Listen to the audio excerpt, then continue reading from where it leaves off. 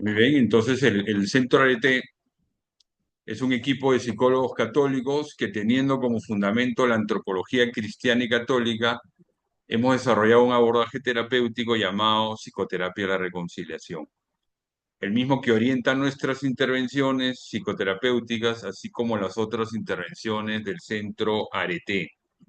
Porque en el Centro Arete nosotros hacemos sesiones de terapia para todo tipo de personas, no solamente para religiosos, consagrados, sacerdotes, seminaristas, sino para cualquier persona que llegue, ¿no? Y no necesariamente tiene que ser católico. Lo que distingue al Centro Arete, podríamos decir, el valor agregado del Centro Arete es la psicoterapia de la reconciliación, que es esta metodología, este abordaje que nosotros hemos desarrollado teniendo como fundamento y base la antropología cristiana y católica. Entonces nosotros en el Centro Arete partimos siempre de esa mirada integral del ser humano, ¿no? Esa consideración que el ser humano es una persona, es un hijo de Dios, es una unidad inseparable en bio-psico-espiritual.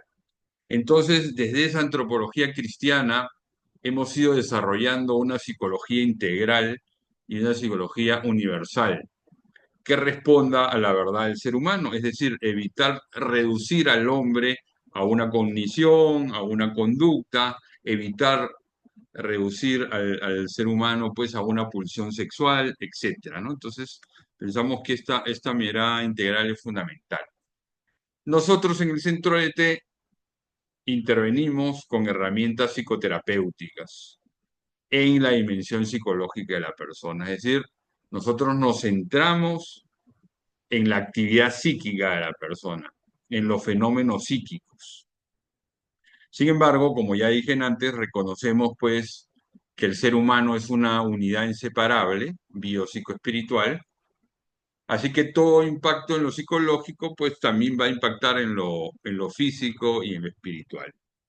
Nosotros muchas veces hacemos un trabajo psicoespiritual, pero siempre acentuando lo psicológico, diferenciándonos pues de un consejero espiritual o director espiritual, diferenciándonos pues de un sacerdote en la confesión, de un orientador familiar, incluso de un psiquiatra, ¿no? Porque son dos temas diferentes, dos carreras profesionales diferentes, la psicología y la psiquiatría. Acentuamos lo psicológico, trabajamos en la reconciliación personal y en la actividad psíquica de cada quien.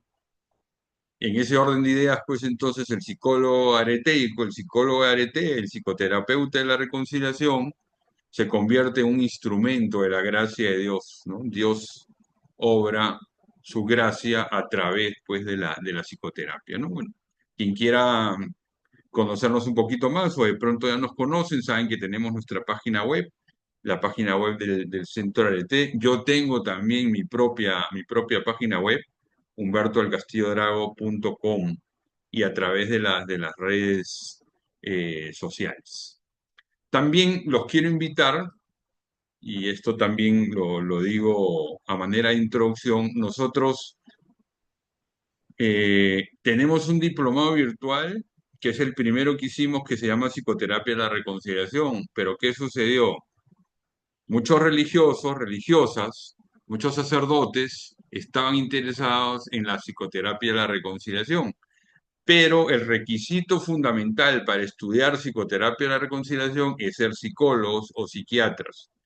Entonces, como distintos sacerdotes, religiosas, consagradas no eran psicólogos, elaboramos este diplomado virtual que se llama Acompañamiento Espiritual y Reconciliación Personal. Entonces, es una integración entre herramientas fundamentales para la consejería espiritual y lo que nosotros hemos llamado en el Centro ART el proceso de reconciliación personal de heridas afectivas, ¿no? Son 8 módulos, parten todos de la antropología cristiana y del deseo de santidad y de vivencia de la virtud que todos tenemos, y después se nos dan una serie de recursos básicos fundamentales en la psicología, ¿no? El tema de la valoración personal, el tema de la afectividad, el tema de la sexualidad, el estado de ánimo, y también se nos enseñan las herramientas propias de la psicoterapia de la reconciliación para sanar heridas afectivas. Entonces, si algunos de ustedes están interesados pues, en este diplomado, pueden escribir al Centro Arete, ahí abajo tienen el WhatsApp, más 57 312 886 5916, ¿no? Este es un diplomado que se ha difundido mucho, sobre todo para personas que no tienen todo el tiempo para estudiar 1 año o 2 años de acompañamiento espiritual, porque este diplomado dura solamente 10 semanas. Entonces, ahí les dejo la inquietud y pueden contactarse con el Centro Arete y aprovechar pues también esa promoción. Muy bien, no sé si hasta ahí hay alguna pregunta, algo que no haya quedado claro sobre mi persona, el Centro Arete y lo último que acabo de decir. Tenemos dos maneras de comunicarnos. Y si se dan cuenta, todos ingresan con el micrófono apagado, ¿no es cierto? Si alguien quiere usar su micrófono, puede ser. Simplemente les pido el favor de que nos concentremos en los temas que yo estoy sugiriendo, ¿no? Eh, Esto ha sido una introducción. También las preguntas, yo voy a hacer, a mí no me gusta, digamos, dejar las preguntas para el final, sino que cada cierto tiempo, cada 10, 15, 20 minutos, abro un espacio de preguntas y al final abro un espacio de comentarios. Entonces, ustedes tienen dos maneras, ¿no? Hay mucha gente que lo hace aquí en el chat, ¿no? En este chat por donde me mandaron el enlace, ¿no? Y donde yo pregunté, pues, si se me estaba escuchando bien. Y una hermana dominica me respondió, digamos, que sí, que todo perfectamente. Si quieren también, los que quieran, puedan ir poniendo de qué comunidad son en el chat y no solamente de qué comunidad, sino de qué parte, ¿no? Porque lo maravilloso de Internet es que podemos estar comunicados desde toda Latinoamérica, bueno, con España, Europa, sí, a esta hora es un poco difícil. Y lo maravilloso también es que esta charla va a quedar grabada y mañana nosotros se las mandamos, ¿no? La vamos a subir en el canal YouTube de Humberto del Castillo Drago para que ustedes también la puedan difundir, porque claro, a veces hay problemas de horario, etcétera. Muy bien, entonces, si tienen alguna pregunta sobre esto, la pueden hacer ahí y yo con mucho gusto la puedo ir respondiendo eh, en cualquier momento. Hay una madre que aquí me está hablando, discúlpeme, voy a hacer 10 segundos que me está pidiendo el enlace. Porque ¿saben qué pasa? A veces hay que buscar en el spam. Nosotros desde temprano mandamos el enlace y en la tarde lo volvimos a mandar a los que se escribieron un poquito más tarde. Pero bueno, ahí nos vamos organizando. De todas maneras, nosotros después le mandamos la conferencia. Perfecto. Acá están poniendo de Rovira, Tolima, hermana Alba Luz, de Envigado, Antioquia, cerquita donde yo estoy. Yo les quiero contar que yo soy peruano, aunque ya me nacionalicé colombiano hace como 3 o 4 años. Yo vivo, ya voy a cumplir 23 años aquí en Colombia y siempre he vivido en Medellín. Muy bien, al empezar a desarrollar el tema del perfeccionismo en la vida religiosa o consagrada, hay que decir que estamos hablando de un rasgo de personalidad disfuncional.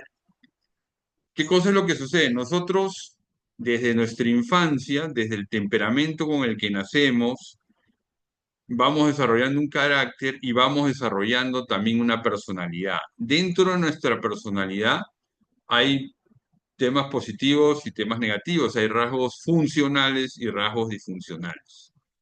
Pero ¿qué resulta? Que estos rasgos de personalidad disfuncional le hacen daño a la persona que lo vive y a los que lo rodean. En nuestro caso, pues a los hermanos de comunidad, subordinados, si es que alguno es superior, superiora, ¿no? E incluso a los apostolados, ¿no? A las personas que son beneficiarias de nuestra misión apostólica. No estamos hablando, mis queridos amigos, aquí del llamado a la perfección de Mateo 5:48, que dice, vosotros pues ser perfectos como vuestro Padre Celestial es perfecto. No, no, no, no estamos hablando de eso, ¿ok? No nos vamos a confundir y vamos a ir aclarando eso. Que está eminentemente, este Mateo 5:48 está íntimamente vinculado a la vivencia de la santidad de la vida cotidiana, ¿no? A ser como el Señor Jesús, como todos sabemos y leemos en Gálatas 2:20, vivo yo, mas no yo, es Cristo quien vive en mí. Estamos hablando de la vivencia del amor y de la virtud, recordando Lucas 6:36, ¿no? Que ahí dice, sed compasivos, como vuestro Padre es compasivo, ¿no? O ser misericordiosos, como el Padre, como Dios Padre es compasivo o misericordioso. Entonces, la santidad o perfección en la vida cristiana es una invitación a vivir el amor, la compasión, la misericordia de Dios en nuestras vidas. Los religiosos y consagrados, los cristianos y católicos, somos invitados a vivir la virtud como un camino de integración interior, de reconciliación personal, donde cada uno de nosotros responda cooperando con la gracia de Dios de manera que pueda madurar en su camino de fe, recuperando la semejanza con Dios, es decir, la capacidad de comunicarse con Él. Bueno, entonces, esta es una cita de un libro que me editó hace algún tiempo Paulinas, Colombia, que se llama El líder virtuoso y habilidades para la vida. Les quiero comentar también que en el Centro Arete ya tenemos 11 libros que los pueden ver en nuestra página web por si alguno no tiene interés. Directamente los vendemos además de Colombia, en Perú, pero también todos están en Amazon.com de manera electrónica. Hablemos entonces, mis queridos amigos, del perfeccionismo como un rasgo, una característica de nuestra personalidad. Como decía cuando introducía el tema, que nos hace daño, ¿no? Que es disfuncional. Una característica psicológica, podríamos decir psicoespiritual, que nos esclaviza, que nos ata a una manera de pensar, sentir y actuar, que nos hace daño y que hace daño a todos los que nos rodean, ¿no? Incluso a las mismas personas perfeccionistas, ¿no? Se vuelve un círculo vicioso, ¿no? Porque muchas veces el perfeccionismo es una manera de controlar la realidad. Entonces yo estoy tratando de controlar la realidad de pronto para no sentirme ansioso, pero en realidad como la realidad en general no se puede controlar, ¿no es cierto? Eso me pone más ansioso. Entonces por eso esto se vuelve un círculo vicioso, ¿no? Entonces, con todo esto que vengo diciendo y con lo que voy a decir, obviamente no es que yo no esté de acuerdo con el planear, organizar, el tener una agenda, todo eso es importante, pero sabemos que en el fondo el presente, el aquí y ahora, este momento presente, el instante presente, que estamos en este momento aquí, ¿no? En hora de Perú, Colombia, Ecuador, son 6:52, 6:53 de la tarde. Estamos aquí en presencia, pues, de algunos hermanos, en presencia de Dios, escuchando esta charla. Somos dueños del presente. El pasado ya es pasado, ya no tenemos control sobre el pasado y tampoco tenemos control sobre el futuro, porque el futuro es de Dios, ¿no? Entonces, por ejemplo, yo hoy día en la mañana tenía varias citas psicológicas y se me fueron cayendo una y otra, ¿no? Porque una gente no podía, el otro se enfermó, el otro no podía llegar a la cita, ¿no? Entonces eso pasa, eso sucede. El perfeccionista o perfeccionismo está enmarcado en el rasgo de personalidad disfuncional llamado metas inalcanzables o estándares inflexibles. Es decir, atrás, como algo más amplio, como algo más general, hay unos estándares inflexibles, unas metas inalcanzables, ¿no? Y lo vamos a ir explicando y ahora vamos a hacer un espacio también de preguntas para que puedan preguntar. Si a alguien ya se le ocurre alguna pregunta y no quiere olvidársela, la puede ir escribiendo en el chat y en su momento la responderé, ¿no? No pasa nada.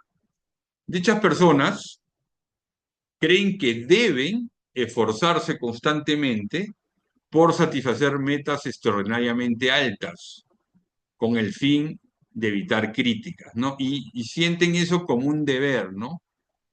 Es que yo debo hacerlo, es que yo tengo que hacerlo. En el fondo, esa manera de plantearse las cosas como que yo debo o como que yo tengo es una falacia de pensamiento, es una distorsión cognitiva, es un error de pensamiento que me tensiona, ¿no es cierto? Y que hace, digamos, que yo me vuelva perfeccionista y controlador. Estas personas se sienten presionados y ansiosos por cumplir con sus propias normas, políticas, horarios y objetivos, ¿no? Y las cosas tienen que ser como ellos dicen, ¿no? Entonces son personas que muchas veces se cierran a su pensamiento, se cierran a su organización y quieren controlarlo todo. Les cuesta reducir su ritmo de trabajo y de vida, incluso de oración, puesto que son hipercríticos sobre sí mismos y los demás.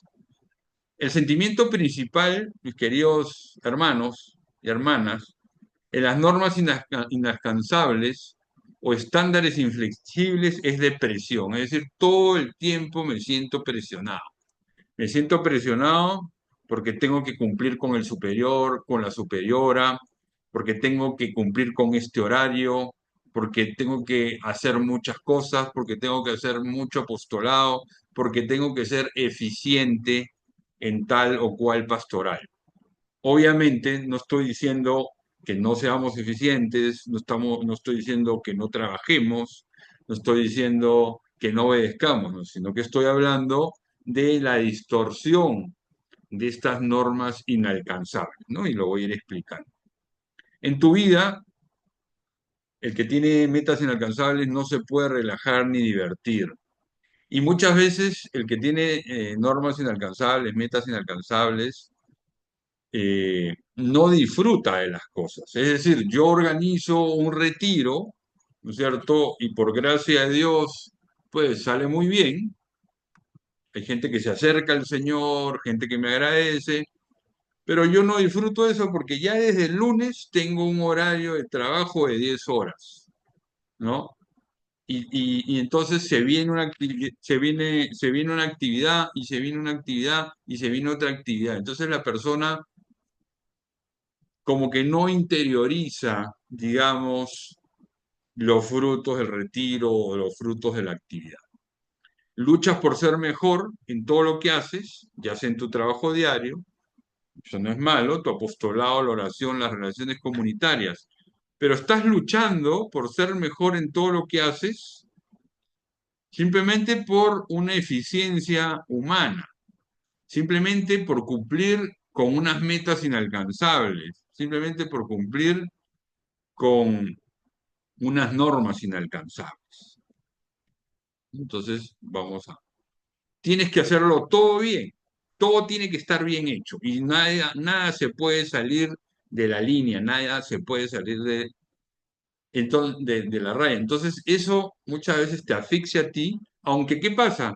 La persona que tiene estándares inflexibles se acostumbra, porque probablemente esos estándares inflexibles, esas metas inalcanzables han sido moldeadas por un papá o una mamá con metas inalcanzables.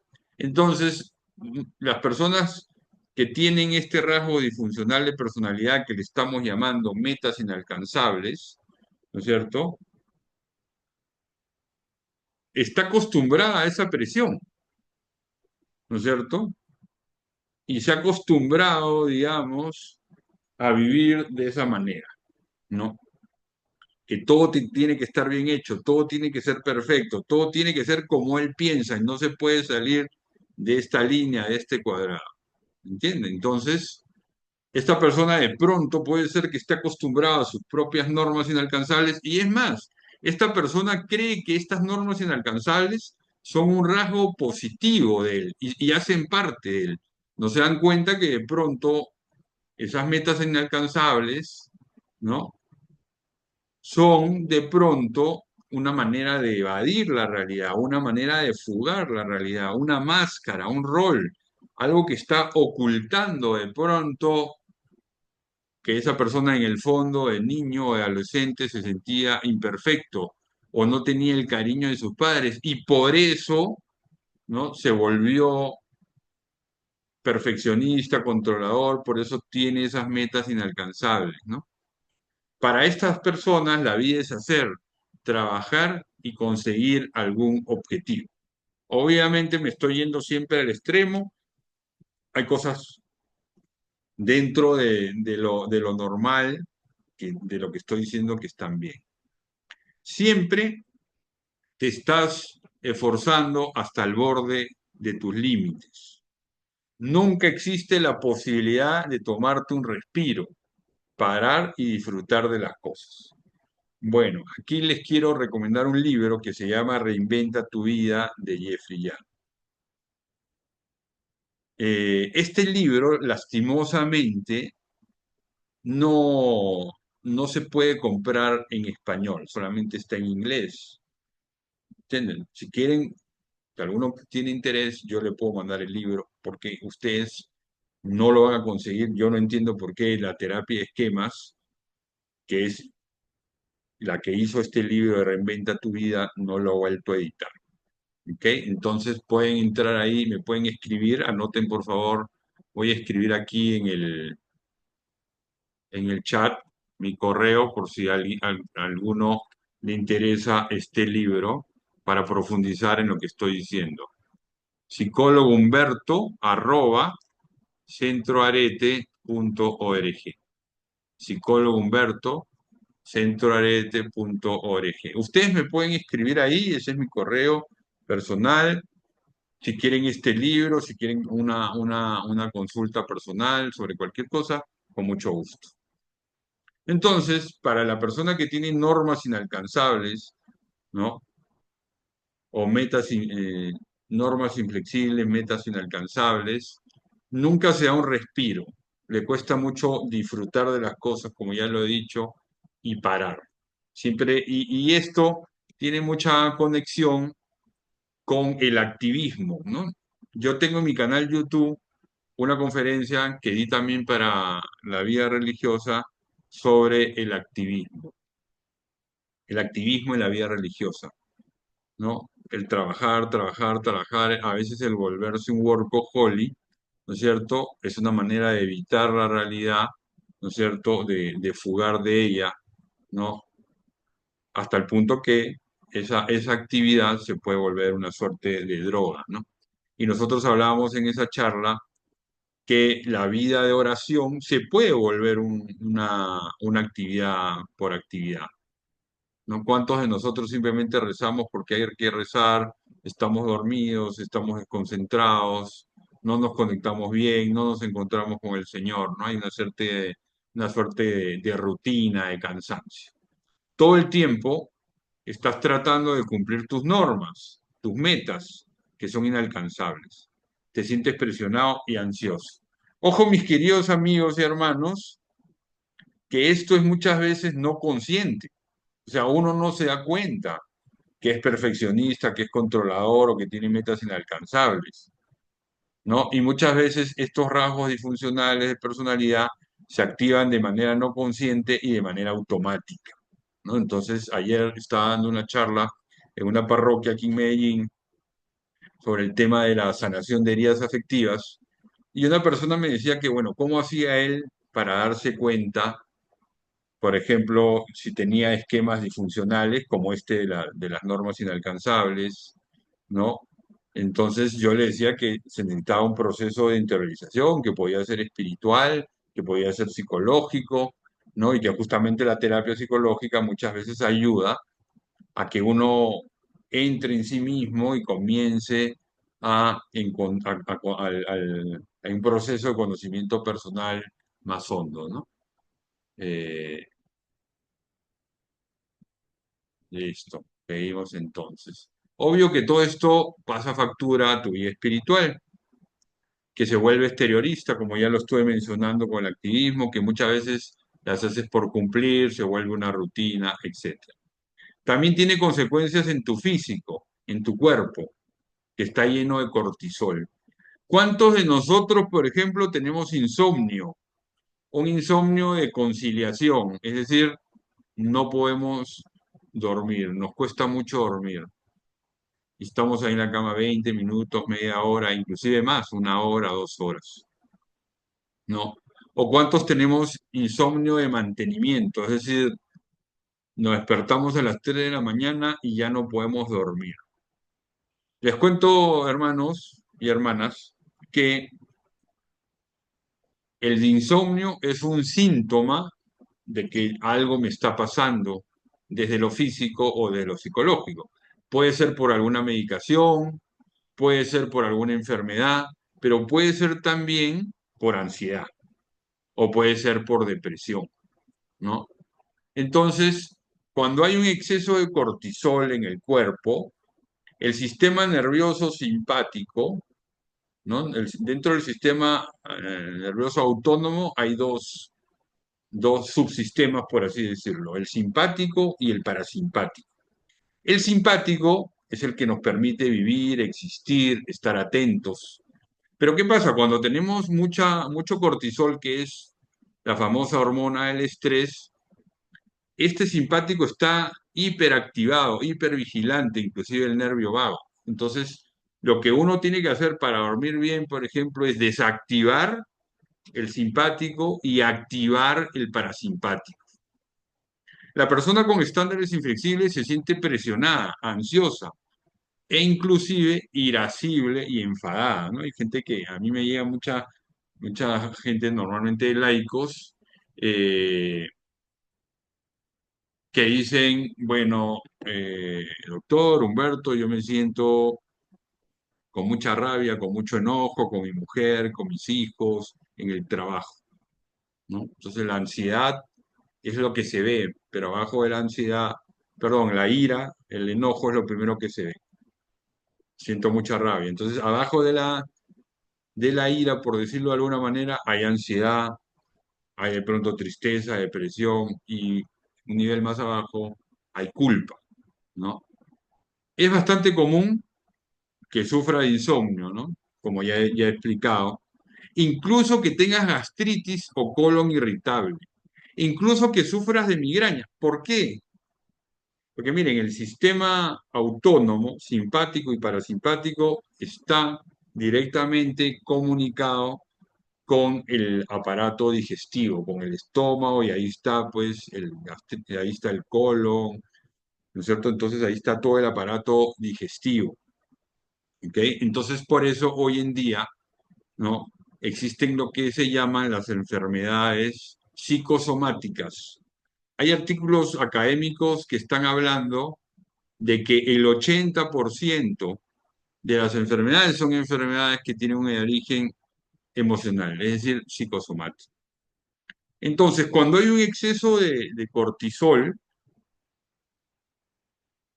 y el sistema simpático está hiperactivado, eso finalmente va a impactar en tu estómago, en tu colon y te vas a enfermar, ¿no?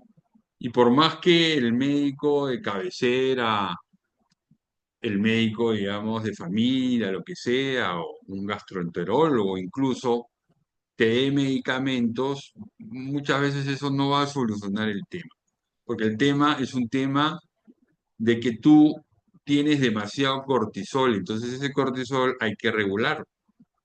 Pero muchas veces caemos en este círculo vicioso del que estoy hablando, de que es trabajar, trabajar, hacer mucho apostolado, dormir poco, no poder dormir, llevarme el trabajo para la comunidad, no respetar de pronto mis espacios de oración, de vida espiritual, ¿no? También la migraña puede ser una enfermedad psicosomática, algo de ansiedad. tensión. Es que el sistema nervioso simpático, como ya lo he dicho varias veces, está hipervigilante, porque no le da tregua ni descanso, ¿no? Voy a mirar acá una cosita. Bueno, no sé, yo voy a hacer, voy a ver si hay alguna pregunta hasta aquí, antes de entrar a los orígenes de las normas inalcanzables, para que esto no sea, me parece que está siendo un poquito largo, no sé cómo lo están sintiendo ustedes, eh, pero igual en este momento hago un espacio de preguntas por si hay alguna pregunta.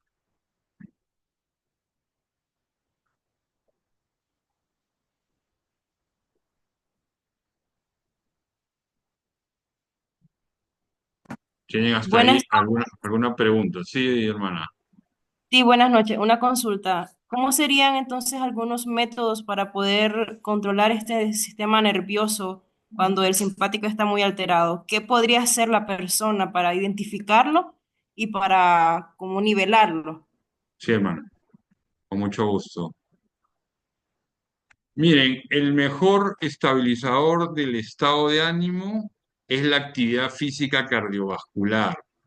Actividad física cardiovascular, es decir, caminar, bailar, hacer bicicleta, piscina y otros ejercicios. Yo creo que por lo menos la persona debería hacer entre 20 minutos y media hora de cardio, de los famosos ejercicios cardiovasculares, 3 veces a la semana. Lo ideal es que sean 5. ¿Por qué? Porque cuando uno baila, camina, corre, trota, piscina, bicicleta, lo que está haciendo es regular el cortisol.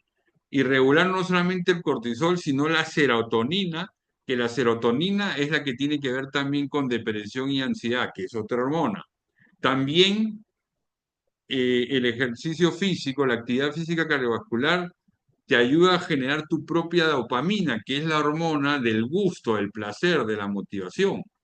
Mira que si te falta serotonina y si te falta dopamina, conformas una depresión. Y si te falta melatonina, entonces no puedes dormir, porque la melatonina es la hormona que te lleva a dormir, a descansar, que se va generando, el cuerpo la va generando a partir de las 7 de la noche, cuando ya el cuerpo siente que es de noche, cuando el cuerpo ve que ya todo se va poniendo oscuro, comenzamos a generar melatonina también. Entonces la actividad física cardiovascular es fundamental. Pero a veces los religiosos, los consagrados, no terminamos de integrar eso. Dizque por que estamos muy ocupados, ¿no? Y vamos generando unas barrigas y cada vez somos más gordos y más grandes, etcétera, etcétera, ¿no? Y de pronto sí, uno trata de rezar, ¿no? Y entonces yo hablo con religiosos, religiosas, son mis consultantes, incluso sacerdotes, y sobre todo con religiosas me es muy difícil lograr que ellas interioricen lo importante y la necesidad de la actividad física, porque la actividad física, yo como psicólogo clínico lo utilizo ¿para qué? Para que tú regules tu estado de ánimo, para que tú regules tu cortisol. Tengo un caso de, bueno, ya le di de alta a una religiosa, una clarisa, no colombiana, que llegó con una enfermedad psicosomática, ¿no? Entonces, yo la puse a hacer ejercicio, ¿no? Actividad física, es de clausura contemplativa, la madre con buen criterio, según yo, consiguió una donación, una trotadora, una bicicleta, ¿no es cierto? Y a ella le va bien, le va súper bien. Ella regula mucho con esto, ¿no? 3 veces a la semana, mínimo. Es más, los que tenemos más de 40 años no podemos hacer menos de 3 veces ejercicios al día, perdón, a la semana, porque nos puede fallar el corazón. Lo más importante es 5, pero muchos entrenadores, psicólogos hablan de que solamente el 10% de gente que empieza a hacer actividad física logra, digamos, perseverar, porque más fácil es ir al psiquiatra y comenzar a medicarte y tomar tu sertralina, tomar tu clonazepam. Pero yo les quiero decir que la medicina psiquiátrica es necesaria, obviamente hay casos que es necesario, pero que en muchos casos, no, en la mayoría de los casos eh, lo único que hace la medicina psiquiátrica es equilibrarte, es armonizar, es reducir los síntomas, pero no te cura, no te sana. Obviamente, si hay una persona que tiene trastorno afectivo bipolar, si hay una persona pues, que tiene un trastorno límite, o si una persona que está muy deprimida o que tiene un trastorno de ansiedad generalizada, probablemente haya que medicarla. En este momento a mí me llegó, por ejemplo, un profesor universitario que se cambió de universidad, que él tiene una tartamudez y la tartamudez se le disparó y con herramientas terapéuticas no pudimos reducir la tartamudez, entonces él ha tenido que ser medicado porque está muy deprimido, está muy ansioso, entonces la medicación que hace regula, pero nosotros tenemos que ir a las herramientas terapéuticas, psicoterapéuticas, para sanar, para cambiar, por ejemplo, unas normas inalcanzables, ¿no? Para entender por qué nos deprimimos, etcétera, etcétera.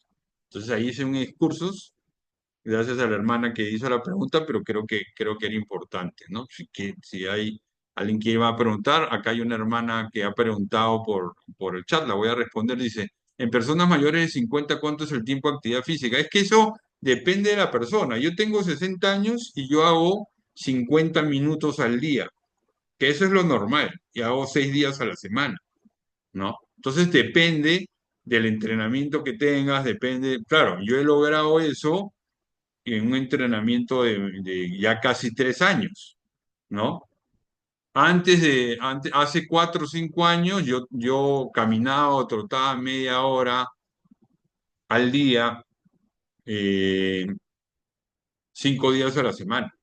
Entonces, yo creo que una persona de 50, 60 o 70 podría hacer 3, 4, 5 días a la semana, podría hacer media hora, 40 minutos. Eso lo tiene que ir regulando cada persona. Yo le digo a mis consultantes, empieza poco a poco. Consígate tus tenis, como decimos en Colombia, o tus zapatillas, como decimos en Perú, ¿no es cierto? Para correr, para trotar, porque si no te vas a dañar, te dañas, ¿no? O te malogras, como decimos también en el Perú, las rodillas, no es la idea. Entonces, no es la idea. Algunos corren un montón y ya no corren 2 semanas. No, no, la idea es poco a poco. Yo camino 15 minutos, la primera semana, la segunda semana camino 20 minutos. A las mujeres, inclusive a las religiosas, le funciona mucho eh, el bailar. Otro recurso importante para manejar la ansiedad es la respiración diafragmática. Ustedes buscan en YouTube respiración diafragmática y ahí le enseñan algo, ¿no? Entonces, bueno, vamos a continuar. Si hay algún hermano o hermana que tiene alguna pregunta, la va haciendo en el chat, por favor. Vamos a hablar ahora entonces de los orígenes de las normas inalcanzables. ¿Ok? O sea, cómo empieza.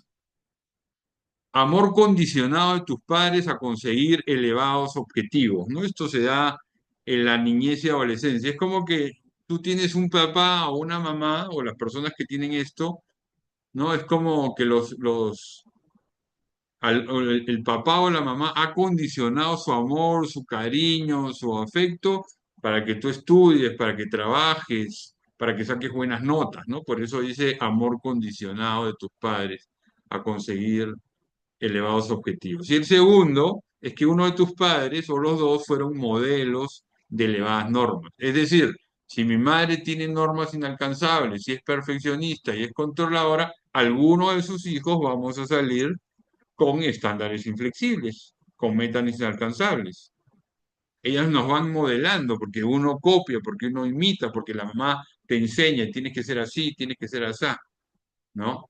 Y mediante ese perfeccionismo, las mamás o los papás nos van controlando, ¿no? Por eso dice, uno de tus padres o los dos fueron modelos de elevadas normas. pocos armoniosas o equilibradas.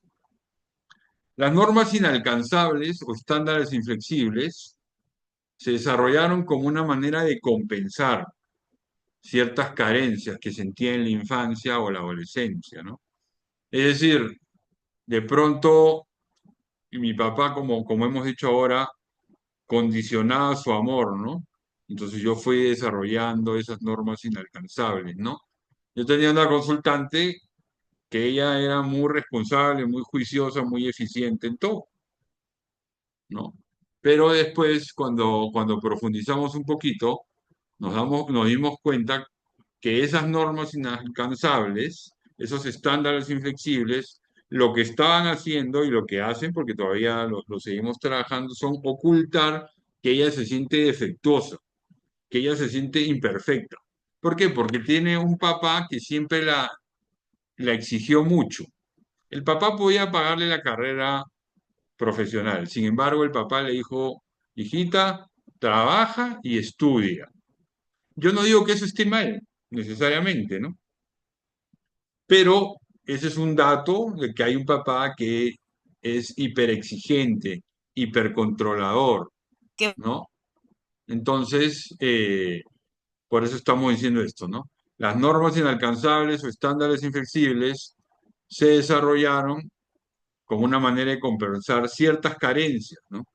Que se sentía en la infancia o adolescencia, abandono físico, ausencia emocional o afectiva, minusvalía frente a los hermanos, padres o padres. Uno de tus padres o los dos te solía avergonzar o criticar cuando no cumplías con sus altas expectativas, ¿no? Te avergonzaba, te decía que eras un bobo, un bruto, que no servías para nada, ¿no? Te criticaba, digamos, ¿no? Digamos, el examen era 5, tú llevabas 4,7 y decía que era insuficiente, ¿no? Que tú podías dar más, ¿no? La persona con metas inalcanzables son muchas veces adictos al trabajo, ¿no? Esto ya lo mencioné y les he recomendado mi conferencia del activismo en la vida religiosa. Y en la vida religiosa consagrada, por supuesto que se puede dar los estándares inflexibles, el activismo y el perfeccionismo, ¿no? Y por eso lo vamos a ir aterrizando un poquito más todavía. Se trabaja incesantemente, no se descansa casi o se descansa muy poco. La vida de oración o la vida comunitaria a veces como que nos estorba, a veces como que es fastidiosa. Son relativizadas o consideradas poco importantes, pero esto muchas veces de manera no consciente, ¿no? Frente a la magnitud e importancia, ¿no? De la misión apostólica, incluso frente a la urgencia del apostolado, se dice.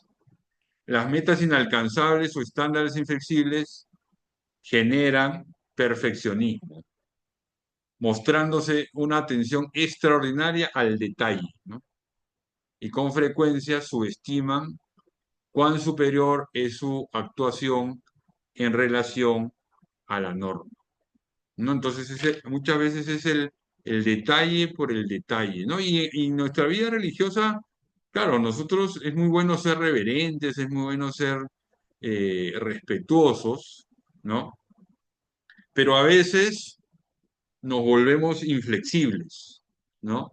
A veces en la misma formación se nos ha generado como unas camisas de fuerza, ¿no? Entonces, ese es un tema, digamos, que cada quien de manera personal, yo lo invito esta noche, el día de hoy, pues a revisarse, ¿no? Presentan reglas rígidas en muchas áreas de la vida, con metas éticas, culturales o religiosas inalcanzables. Muestran también un pensamiento dual, ¿no? El perfeccionista, dual o dualista, de todo o nada. Creen que no o, o satisfacen exactamente el estándar o han fracasado, ¿no? Rara vez disfrutan del éxito o logro alcanzado, el objetivo cumplido, porque ya se han centrado en la siguiente tarea que deben cumplir perfectamente. Las personas con este esquema o rasgo disfuncional no consideran que sus metas sean propias de perfeccionistas. Obviamente, el perfeccionista no se da cuenta que es perfeccionista, ¿no? Él cree que así es como eh, se deben de hacer las cosas. Sienten que sus estándares son normales, que están haciendo lo que se espera de ellos. Es importante también señalar que son hipercríticos frente a su vida y trabajo diario y frente al trabajo y vida de los que lo rodean.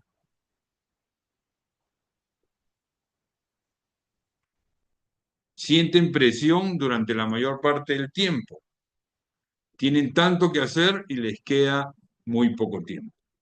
Muy bien, hasta ahí vamos a hacer otro pequeño espacio de preguntas, ¿no? Porque lo que hemos desarrollado es cómo se origina estas metas inalcanzables, ¿no? Estas normas inalcanzables, este perfeccionismo y control. ¿Qué pregunta tienen hasta ahí, por favor?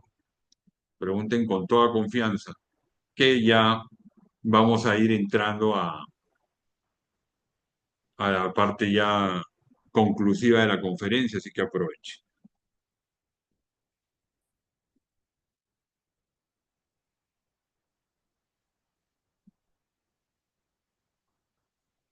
Dicen que cuando no hay preguntas es porque o han entendido todo o no han entendido nada.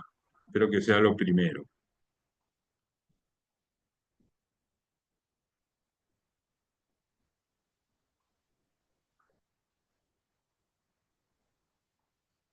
Muy bien.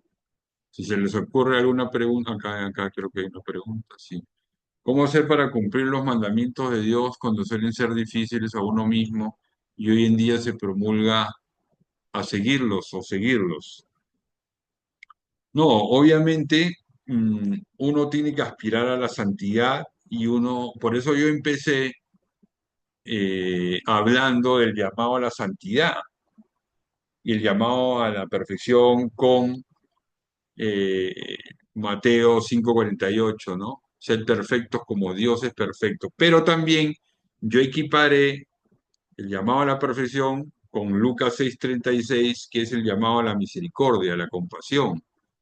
Entonces nosotros somos seres contingentes, débiles, pecadores, que aspiramos a la santidad y hay que avanzar en eso. Pero lo otro yo creo que es un extremo, yo creo que es un rasgo disfuncional, yo creo que el perfeccionismo, como ya lo he dicho, me esclaviza, me agobia y además yo agobio y esclavizo a los demás, ¿no? Entonces, con esto no estoy diciendo que no se cumplan los mandamientos, que no se cumplan los preceptos de la iglesia, sí, pero yo creo que hay que hacer un equilibrio entre la exigencia, la ética, la justicia y la misericordia, porque los seres humanos estamos invitados, siendo débiles y frágiles, pecadores, estamos invitados a avanzar, a modificar, a cambiar. Yo desde la psicología, por ejemplo, desde la psicología clínica, veo que es posible cambiar. Veo que es eh, posible avanzar, ¿no? Pero, digamos, es muy importante. Hay mucha gente, por ejemplo, que no se perdona a sí misma. Hay mucha gente que no se abre a la misericordia de Dios por este tipo de esquemas disfuncionales, ¿no? Hay otro esquema disfuncional, por ejemplo, que se da también mucho en la vida religiosa, o que se podría dar en la vida religiosa, que se llama el esquema de subyugación o el esquema de autosacrificio, donde la persona por servir, servir y servir, de pronto se olvida de que tiene también necesidades, ¿no? Entonces, eso también es un tema a solucionar porque podría ser un problema psicológico, ¿no? Entonces, yo creo que nosotros nos tenemos que poner metas altas, anhelar lo mejor, anhelar la santidad, anhelar como el Señor Jesús, pero haciendo ese equilibrio con la compasión, la misericordia de Dios, el aceptar el sufrimiento, el aceptar la debilidad, el aceptar que somos frágiles, ¿no? Porque como dice el mismo San Pablo, ¿cierto? En mi debilidad me hago fuerte, ¿no? A través de la gracia de Dios. Cuando soy débil, soy fuerte, ¿no? Habla San Pablo de eso por gracia de Dios, ¿no? Entonces creo que ese es el reto que tenemos, ¿no? Muy bien, ¿qué otra pregunta?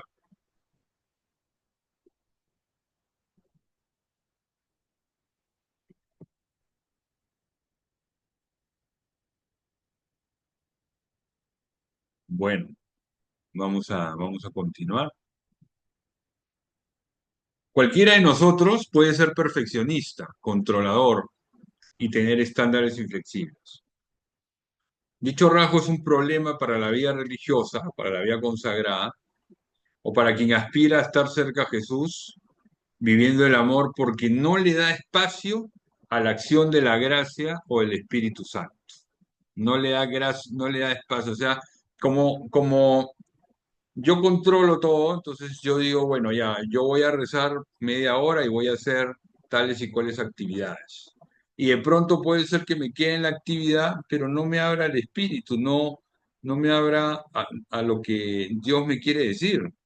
De pronto Dios se manifiesta en los últimos 2 minutos de mi oración. O de pronto Dios no se manifiesta en esa oración, sino que en la Eucaristía que tengo, a la que asisto, o a través de la confesión, ¿no? Entonces, ojo que el perfeccionismo y el controlismo, ¿no? Controla también la acción de Dios en mi vida, ¿no? Y la acción del Espíritu Santo. El religioso, sacerdote o consagrado está centrado más en lo que ella puede hacer por sus propias fuerzas que en cooperar con la gracia de Dios. O sea, este es el religioso, el sacerdote, digamos, perfeccionista y controlador. Porque es bueno tener una programación, es bueno tener un plan, ¿no? Pero a veces Dios se manifiesta y Dios eh, me sale al encuentro de otras maneras, ¿no? Más allá de lo que yo haya planificado o planeado. Obvio que no esto es consciente, y como ya lo he mencionado también al principio, muchas veces estos estándares inflexibles se activan de manera automática. Es decir, la persona no se da cuenta que es perfeccionista y controladora, no se da cuenta que es psicorrígida y activista. Es más, muchas veces esta persona, este religioso, este sacerdote, este seminarista, es valorado por ser cumplido, por ser responsable, por ser puntual, por hacer las cosas muy bien, por ser un religioso o una religiosa eficiente. Y obviamente que eso no está mal, ojo, yo no estoy diciendo que el ser responsable, que el ser puntual, que el ser organizado, que el ser cumplido, eso está mal. Todo eso está muy bien. Es bueno ser eficiente, cumplido, responsable, puntual. Nada de eso está mal. El problema es que ese perfeccionismo se convierte en una máscara, en un rol, en un personaje, con el cual muchas veces nos estamos protegiendo de exponernos ante los demás. Entonces lo que yo tengo que hacer es, si yo soy puntual, si soy responsable y si soy cumplido, lo tengo que poner en manos de Dios. Lo tengo que poner en el servicio de la comunidad, al servicio de la misión apostólica, ¿no?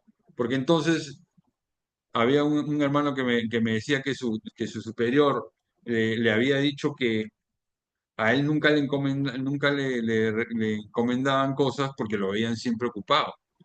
Y este hermano le había dicho, mira, fulanito, dime nomás y yo me organizo y ya veré, porque yo siempre voy a estar ocupado.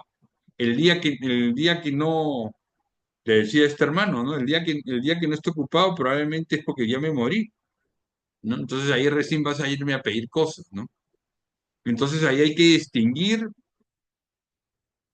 lo que yo soy realmente de lo que no soy. Y esto puede convertirse en un rol y un personaje. Entonces uno tiene que decir, bueno, yo soy responsable, yo soy ordenado.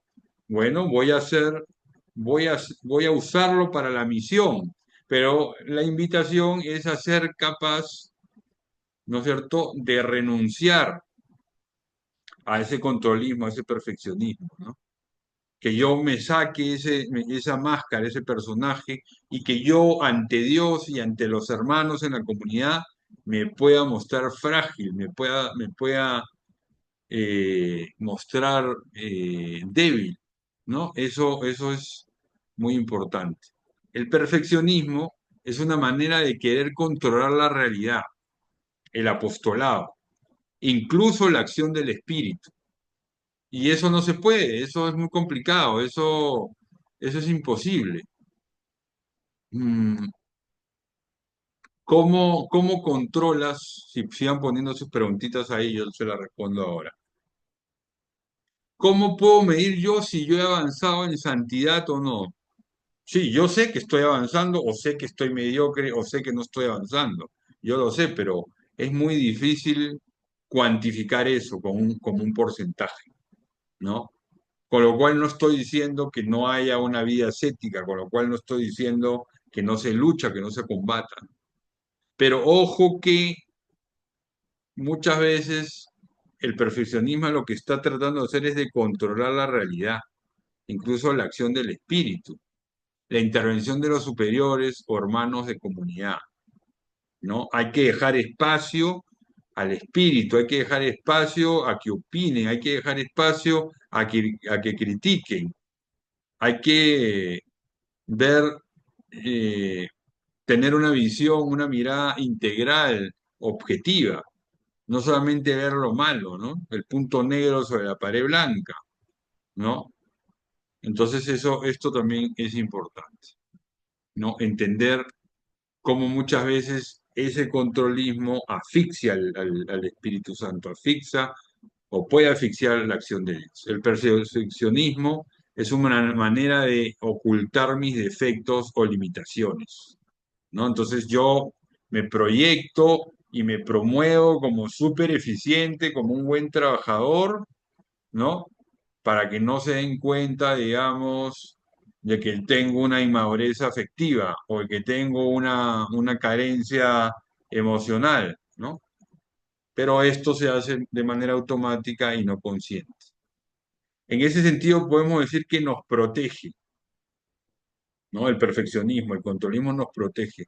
No solamente de exponernos para no ser cuestionados, sino también para evitar sufrir, sentir dolor e incomodidad. Nos protege. Por eso yo digo que es en un sentido como una máscara, como un rol, como un personaje, ¿no?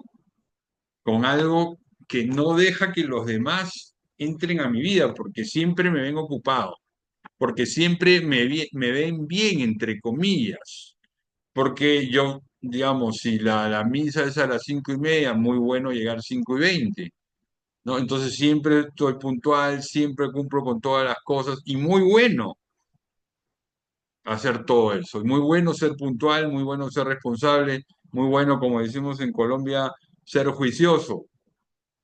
Pero eso, eso es un aspecto de la realidad. Eso no es toda la realidad, ¿no? En eso quiero insistir.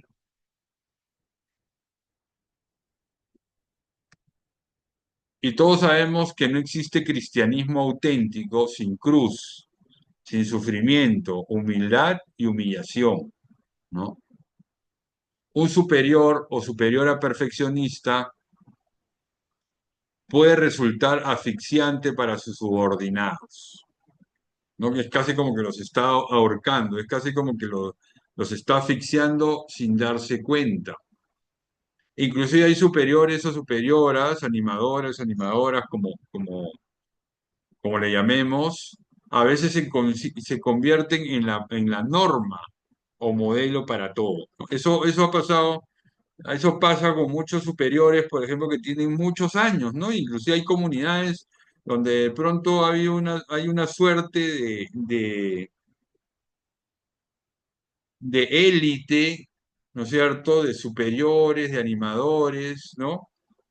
Eh, y que son superiores 15, 20 años y que primero son superiores de Medellín y después son superiores de Bogotá y son superiores de acá, ¿no? Entonces se convierten como en una élite que podría ser que estén enquistados en el poder, por decirlo de alguna manera, porque, digamos, la vida religiosa, nuestras comunidades que son hechas para el apostolado y para la santidad, pues también tienen un factor humano y de pecado importante, ¿no?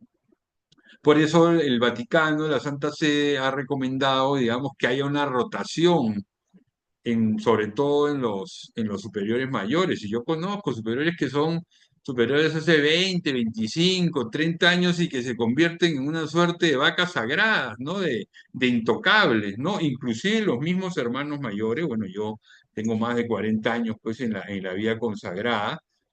Entonces, claro, si viene un hermano menor, pues que tiene 30, 35 años, que yo puedo ser su papá, ¿no es cierto? Y si yo me muestro digamos, casi perfecto, si yo no me abro, si yo no comparto, obviamente que voy a generar una distancia, ¿no? Y se va a dar esto de que en el fondo yo puedo estarme protegiendo con este perfeccionismo, ¿no? Porque el perfeccionismo es esa manera, es una manera de ocultar mis defectos, limitaciones, o es una manera de generar mi espacio, de decir, bueno, no te metas conmigo porque estoy muy ocupado. ¿No? No te metas conmigo porque no te puedo ayudar. Por eso insisto en lo que dije en esta diapositiva, ¿no? El perfeccionismo me sirve para controlar el apostolado, incluso controlar la vida comunitaria, ¿no? Y no pasar por este tema de cruz, de humillación, de humildad, ¿no? Entonces, también ha pasado y en nuestra iglesia, y lo estamos viendo con estos fundadores históricos, digamos, ¿no? Que son que pasa mucho en las nuevas comunidades, en los movimientos eclesiales, que hay una suerte de mesianismo también, ¿no? En estos superiores o fundadores que tienen 30, 40, 50. He escuchado por ahí, hay una comunidad que hay una superiora que tiene 60 años en el cargo, ¿no? Entonces, yo no digo que esté mal ni que esté bien, sino que esa realidad me parece particular, sobre todo confrontándola pues con otras experiencias que no han sido positivas, por decirlo de alguna manera. Todo debe ser hecho como a él o a ella le parece, ¿no? Ella es la norma, ¿no? Entonces ahora eh, un sacerdote con el cual yo atiendo me decía, no, es que lo que decía el fundador se tenía que hacer. De pronto era algo irracional, ¿no? Me decía que habían comprado unos terrenos muy grandes en no sé qué país, porque él dijo, ¿no? Él tuvo una visión y dijo, por acá vamos a crecer y ahora estos padrecitos pues están encartados, entre comillas, ¿no? Eh, con muchos de esos terrenos, con muchas de esas construcciones, ¿no? Y que había que hacer lo que él decía, ¿no? Y yo creo, mis queridos hermanos, que a veces, en nombre de la santa obediencia, se han cometido cosas horrorosas en la iglesia, ¿no? Tengo también entre mis charlas a la vida religiosa una charla que habla de la obediencia, ¿no? En la vida religiosa. Mi canal YouTube, tuve un problema ahí porque me hackearon el canal YouTube. Estoy organizando porque tengo una lista ahí de difusión para que ustedes la miren ahí que se llama Vida Religiosa, ¿no? Ahí tengo como 12, 13 charlas. En este momento creo que todas no están ahí, pero ya la vamos a ir organizando. Pero si a alguien le interesa, por ejemplo, la del activismo sí está de todas maneras, ¿no?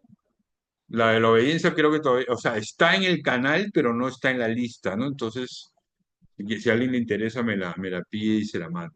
Todo debe ser perfecto y a su medida, según sus tiempos y horarios. El perfeccionismo es una manera también de controlar la realidad, como ya he dicho, ¿no? De controlar al subordinado, de controlar la vida comunitaria, el apostolado, el plan pastoral, ¿no? Y todo eso en el fondo es imposible. Por algún lado vamos a poder ver que las cosas no están tan bien, eh, hay mucha gente que se asfixia, que se agota, mucha gente que sale de la comunidad, que ha sentido de pronto un abuso de poder, etcétera, etcétera. Obvio que es importante la organización, como ya lo hemos dicho, pero dichos planes, horarios, normas, no pueden ser camisas de fuerza que maten el espíritu de las cosas y más aún que manipulen o no dejen que Dios actúe a través de su gracia. Muy bien. Hasta ahí podemos, si hay alguna pregunta, por acá creo que había una, ¿no? Hagan sus preguntas, por favor, porque después ya voy a dar las recomendaciones y con eso ya vamos a concluir. Ya tenemos un poco, ya casi 1 hora y cuarto, ¿no? De estar aquí. Una persona perfeccionista eh, puede llegar a un punto de no desear hacer nada porque ha ganado cansancio de su activismo. Sí, por supuesto. Es que miren, reverendos y reverendas, el perfeccionismo me puede llevar al activismo y el activismo me puede llevar a una especie de estrés laboral, ¿no? O de estrés agudo, o lo que se conoce como el síndrome de quemado, de burnout, burnout. El burnout que está en estudio, pero que es una realidad, tiene elementos de ansiedad, pero también de depresión. Eso le pasa mucho a médicos, pero también le pasa a sacerdotes. Entonces, yo conozco obispos que creen, digamos, que la crisis de los padres, de los hermanos, se solucionan con más trabajo y no necesariamente. Yo conozco superioras que ven a sus subordinadas como un personal.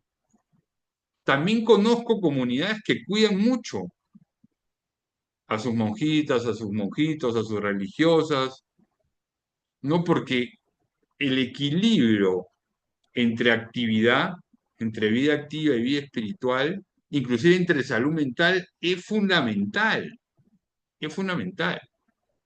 Todas estas charlas han sido bien acogidas en la vida religiosa porque estamos tratando de resolver algunos problemas o tratando de dar algunas recomendaciones, porque no resolver, sino algunas recomendaciones para enfrentar ciertos problemas que nos están sucediendo en el mundo actual.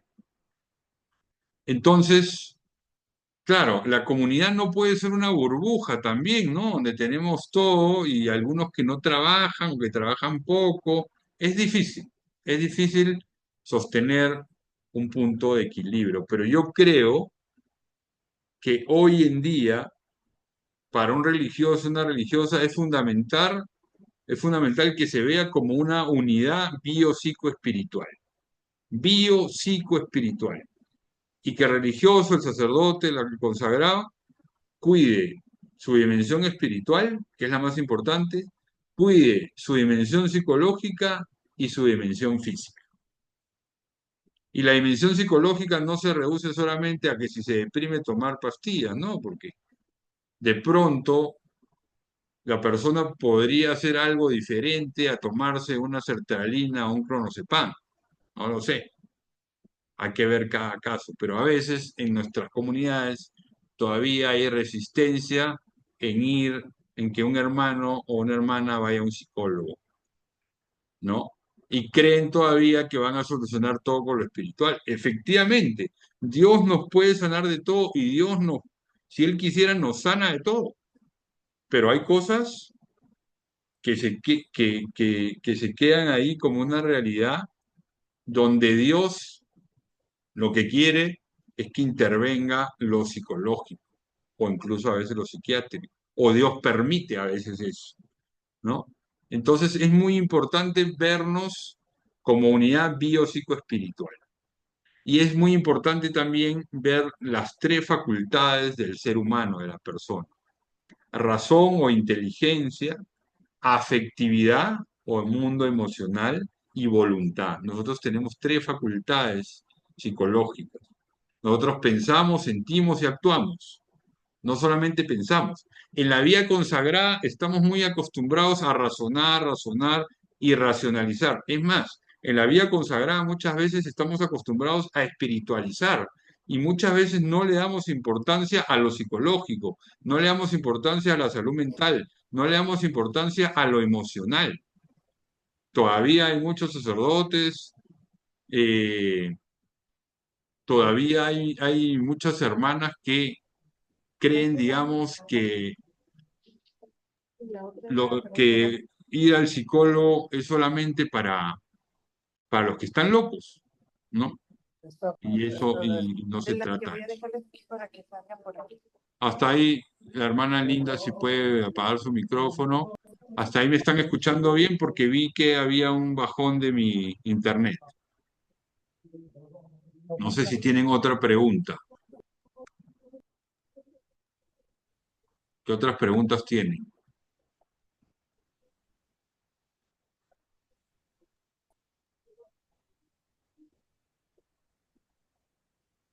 Están muy calladitos.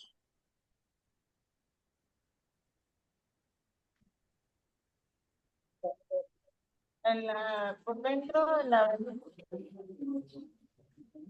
La hermana Linda está haciendo alguna pregunta porque no le escucho bien.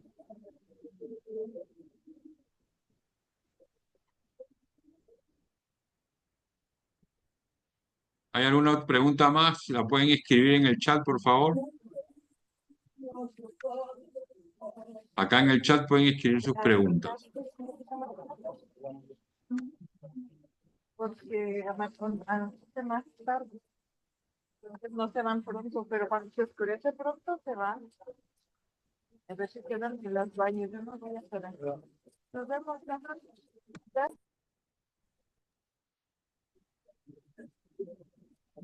Bueno, vamos a ver, acá dice, ¿cómo?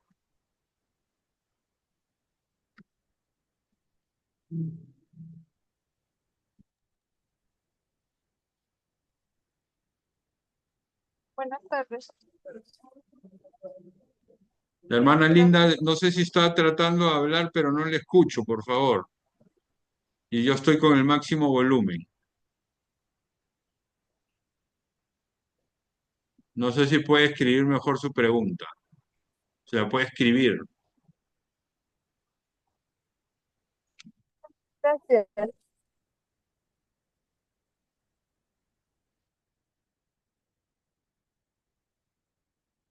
¿Hay alguna otra pregunta? Acá hay una pregunta del padre, pero ahorita la voy a responder al final. ¿Ok? Quiero ver si que vayan haciendo preguntas para ir acabando. ¿Hay alguna otra pregunta más?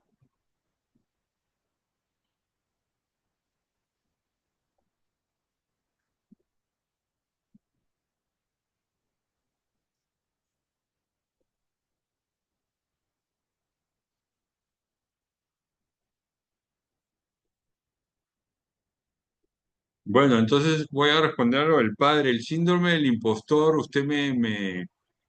yo no lo conozco mucho, la verdad, padre. Me dice si es lo que yo estoy pensando. Acá dice,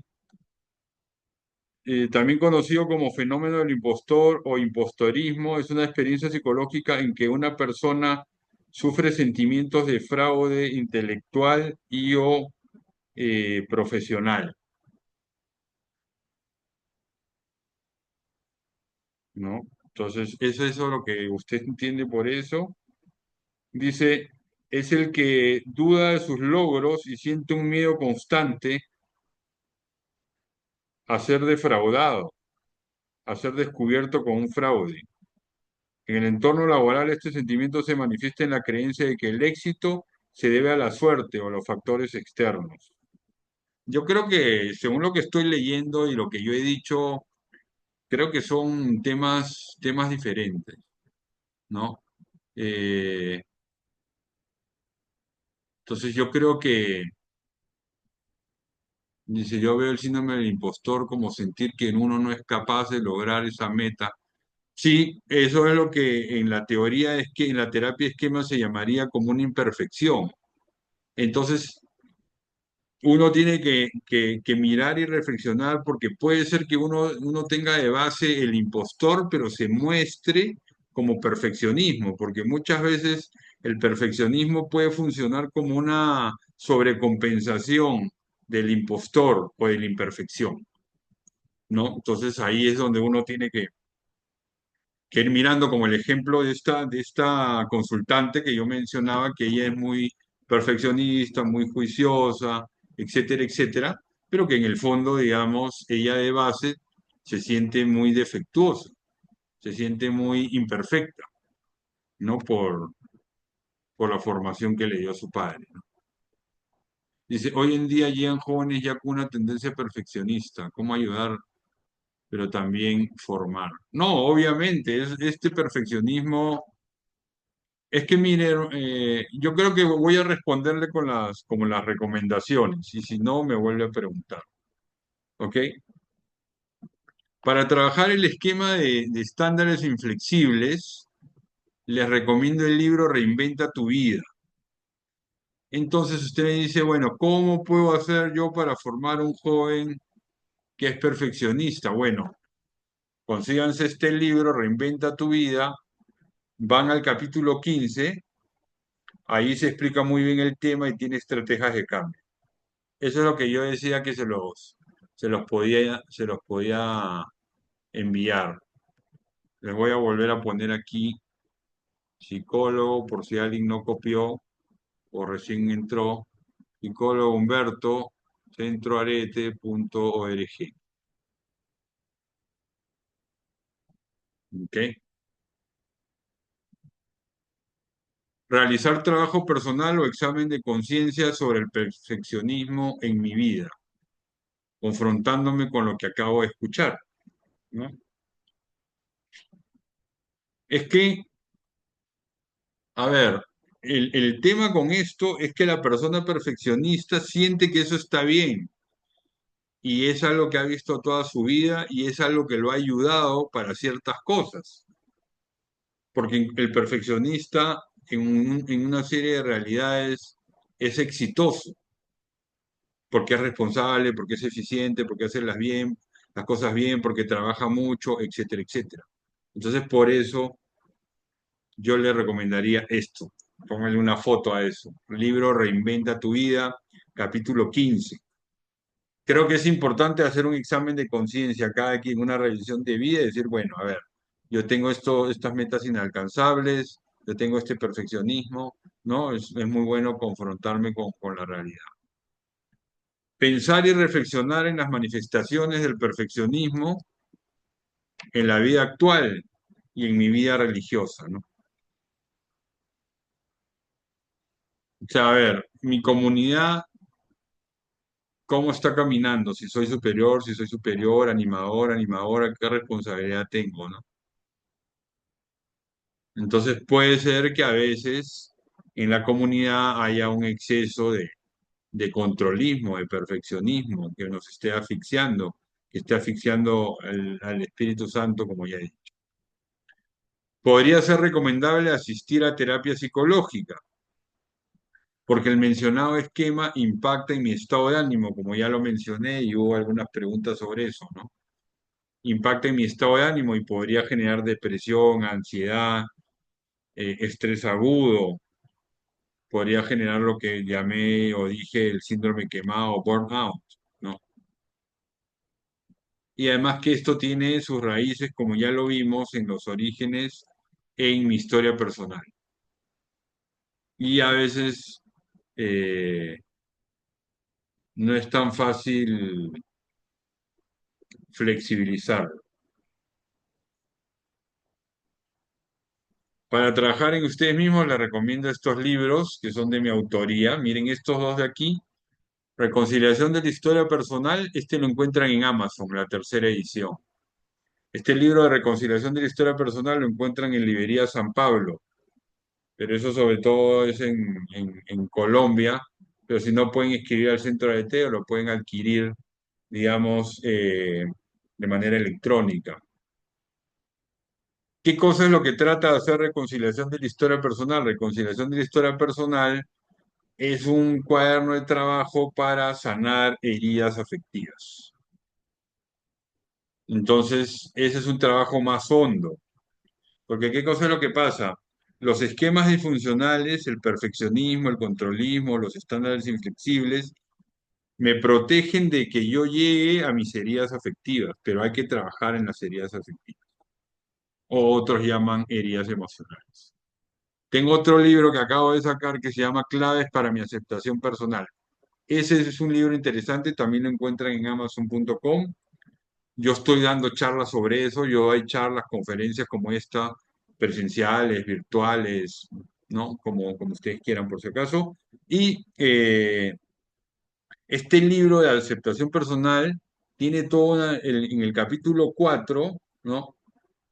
eh, hay una serie de herramientas psicológicas para aceptar el instante presente, para aceptar las heridas afectivas, para aceptar las emociones, para aceptar las distintas partes del cuerpo que no acepto, ¿no? Y tiene también en el capítulo 5 recursos espirituales, ¿no? Tiene varios textos del padre Jacques Philippe, ¿no? Este famoso sacerdote francés que tiene unos libros muy importantes que nos edifican a todos. Y tiene varias oraciones, ¿no? Para aceptar el instante presente. Es más, este libro viene prologado por el padre Jacques Philippe, que yo considero una bendición y una gracia especial, ¿no? Bueno, eso es lo que les recomiendo, ¿no? Aquí este libro es una joyita para trabajar los estándares inflexibles. Y ya si ustedes quieren profundizar un poquito más, ya no solamente los estándares, sino ir a las heridas, ahí está reconciliación de la historia personal y claves para mi aceptación personal, ¿no? A veces se necesita psicólogo, ¿no? A veces se necesita terapia psicológica porque eh, a ver, los estándares inflexibles o el perfeccionismo podría terminar en un trastorno obsesivo compulsivo. Y en la vida religiosa a mí me ha tocado atender personas con un TOC, un trastorno obsesivo compulsivo, o con una fobia social, o con una ansiedad social, ¿no? Entonces, el perfeccionismo puede generar un trastorno obsesivo compulsivo, puede generar una fobia social, puede generar una personalidad obsesiva compulsiva. Entonces ahí ya se necesita psicología, psicólogo. Es más, yo diría que se necesita más psicología clínica, ¿no? Que psiquiatra. Porque cuando va un obsesivo o cuando va un fóbico social o un ansioso social al psiquiatra, el psiquiatra le da exactamente lo mismo que le da a un ansioso, le da un clonazepam, ¿no? Y si no puede dormir, le da una quetiapina o una trazodona. Pero simplemente lo que el psiquiatra está haciendo es regulando el estado de ánimo, regulando lo físico, pero no está solucionando el problema. Entonces, lo que nosotros tenemos que hacer, queridos hermanos y hermanas, es trabajar en la psique de la persona, trabajar en esa dimensión psicológica y en esa dimensión espiritual. Eso es lo que hace un psicólogo clínico. El psicólogo clínico no solamente es para dar consejos y sugerencias. Cualquiera de, cualquiera de ustedes o cualquier persona podría dar mejores sugerencias que mi persona, porque lo mío, mi misión es ayudar a que la persona cambie, a que la persona mejore, a que la persona, por gracia de Dios, sane sus heridas afectivas, modifique sus esquemas disfuncionales, sane sus heridas.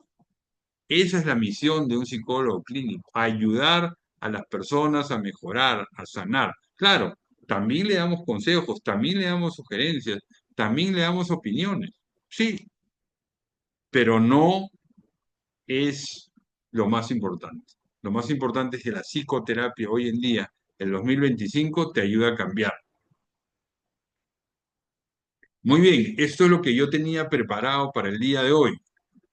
Vamos a abrir un último espacio de preguntas y con eso ya podemos ir cerrando la conferencia. Y claro está, si alguno quiere hacer un comentario y ahora que estamos terminando, también lo puede hacer.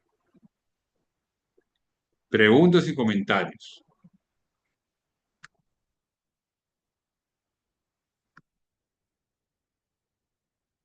A ver, acá está una. Muchas gracias.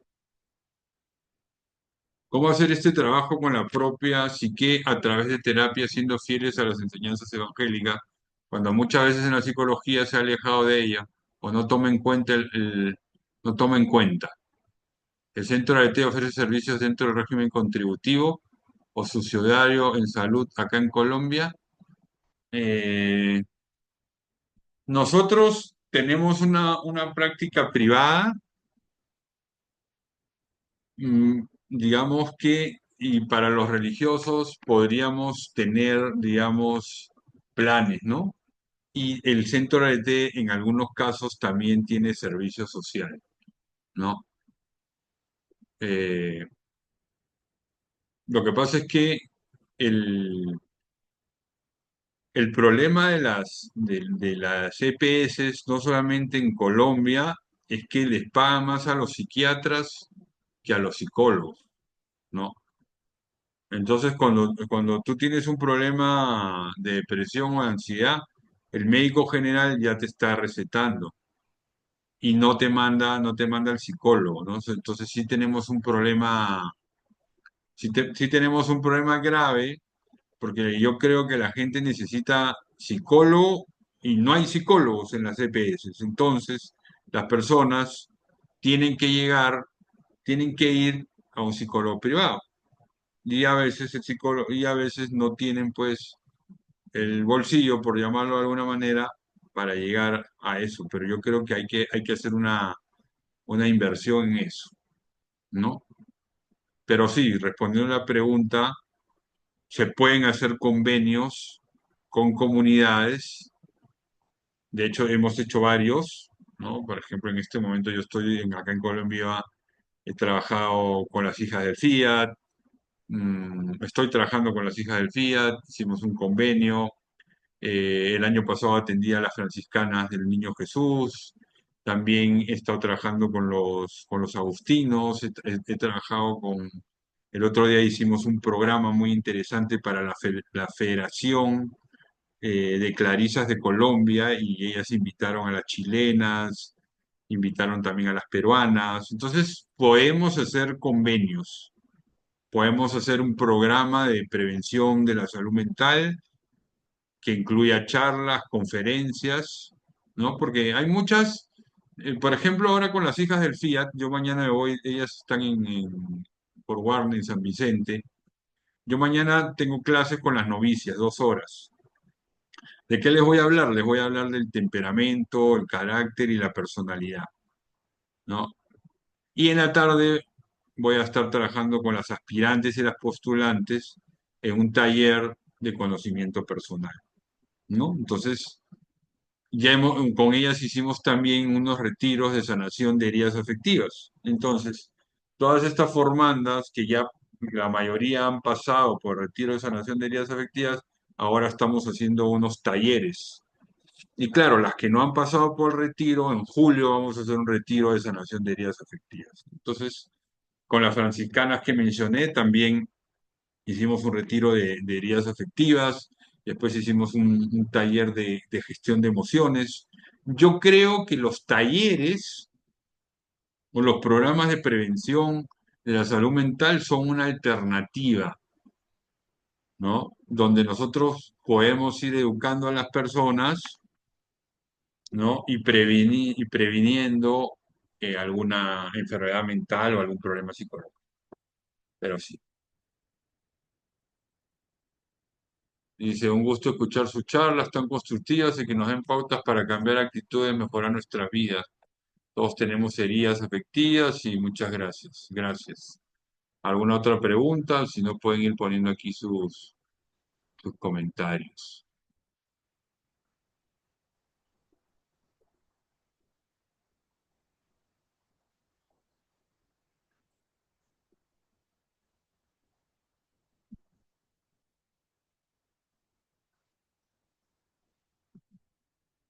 Bueno, yo el día de mañana les voy con la gracia de Dios, les vamos a mandar este videíto que hemos grabado, porque ahí se escribe más gente, ¿no? Siempre se escribe más gente y vienen el máximo el 15%, 20% de las personas que se escriben. En esta ocasión podemos mandarles el video. Estén atentos porque vamos a seguir con más temas. También nos pueden escribir eh, para cualquier consulta, preguntas. Si quieren sugerirnos temas, también eh, son bienvenidos, ¿no? ¿Qué más les iba a decir? Acuérdense del diplomado que tenemos, si alguien está interesado, mañana también le vamos a mandar una oferta eh, importante, inclusive creo que hay una oferta más, una promoción mayor a la que les hablé ahora del 60%, ¿no? Porque con ese diplomado ustedes aprenden a dar acompañamiento espiritual o renuevan sus conocimientos y aprenden herramientas psicológicas, ¿no? Porque ahora, como dice, todos tenemos heridas, etcétera, etcétera, ¿no? Entonces, pero bueno, estoy a la orden ya sea para estas charlas que son gratuitas y para coordinar cualquier charla también con ustedes. Si ustedes quieren una charla, una conferencia en sus comunidades, puede ser presencial, puede ser virtual, con mucho gusto. Estoy con ganas de hablar del narcisismo en la vida religiosa o de hablar de la grandiosidad. Tengo varios temas ahí pendientes, ¿no? Hablar, por ejemplo, de las enfermedades psicológicas en la vida religiosa. Así que bueno, quedamos, si no tienen más comentarios, más preguntas, quedamos pues muy unidos en la oración. Y será hasta la próxima. Más o menos estas charlas son cada 2 meses, así que estén atentas. Probablemente a fines de mayo, ¿no? Entre el 21 y el 28. Yo les tengo que hablar con el equipo del Centro Arete a ver cuándo la programamos, si el 21 o el 28 definimos el tema. Ok, muchas gracias. Hasta pronto, feliz noche.